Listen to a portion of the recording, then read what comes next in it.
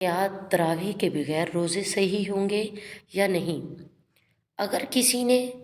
پورے رمضان میں تراویح تو نہیں پڑھی لیکن روزے رکھے ہیں تو کیا اس کے روزے ہوں گے بھی صحیح یا نہیں ہوں گے؟ اگر کوئی شخص تراویح نہ پڑھے تو اس کے روزے صحیح ہو جائیں گے، لیکن تراویح جو ہے وہ سنت موقدہ ہے۔ قابل ملامت ہے وہ شخص جو نماز تراویح نہیں پڑھتا، تو اس لیے نماز تراویح بھی پڑھنی چاہیے۔ ہاں، کبھی کوئی ایسی مجبوری ہے یا کوئی تھکاوٹ ہے یا طبیعت ایسی ہو گئی ہے کہ اس سے نماز تراویح نہیں پڑھی جا رہی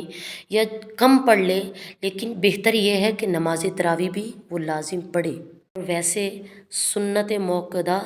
20 رکعت ہی ہیں، اس پہ چاروں اماموں کا اتفاق ہے کہ تراویح جو ہے وہ 20 رکعت ہی ہے، اور حضرت عمر رضی اللہ تعالی عنہ سے بھی 20 رکعتیں ثابت ہیں، اور شروع میں 16 رکعت بھی ملتی ہیں، 20 سے زیادہ بھی ملتی ہیں، لیکن بعد میں جب اس پہ تحقیق ہوتی چلی گئی تو چاروں اماموں کا 20 رکعت پر اتفاق ہے، یعنی چاروں امام اس بات پر متفق ہو گئے کہ کم سے کم رکعت تراویح جو ہے وہ 20 رکعت ہے۔ ایک مقام پر امام ترمذی رحمۃ اللہ تعالی علیہ نے یہ فتویٰ نقل کیا ہے کہ 20 اور 16 میں جو ہے پڑھ سکتے ہیں، 20 بھی اور 16 بھی، لیکن بہتر یہی ہے کہ 20 رکعت پڑھیں۔ اور 8 رکعت والی جو ترمذی شریف میں حدیث ہے تو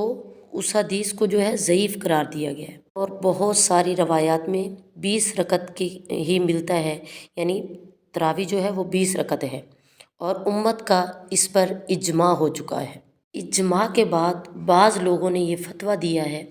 کہ تراویح جو ہے 8 رکعت بھی پڑھی جا سکتی ہے اور 20 سے کم پڑھی جا سکتی ہے۔ تو جب ایک بار کسی مسئلے پر اجماع ہو جاتا ہے تو وہ قطعی چیز بن جاتی ہے، کیونکہ یہ بھی صحیح حدیث سے یہ بات ثابت ہے کہ امت کبھی بھی گمراہی پر جمع نہیں ہو سکتی۔ تو بہتر ہے کہ تراویح جو ہے آپ 20 رکعت پڑھا کریں، اور اگر تراویح نہیں بھی پڑھتے تو بہرحال روزہ آپ کا ہو جائے گا، کیونکہ روزے کی اہمیت جو ہے وہ تراویح سے کروڑہا گنا زیادہ ہے، کیونکہ روزہ اسلام کا ایک رکن ہے۔ تو ایسا نہ ہو کہ تراویح کی وجہ سے آپ روزہ بھی نہ رکھیں۔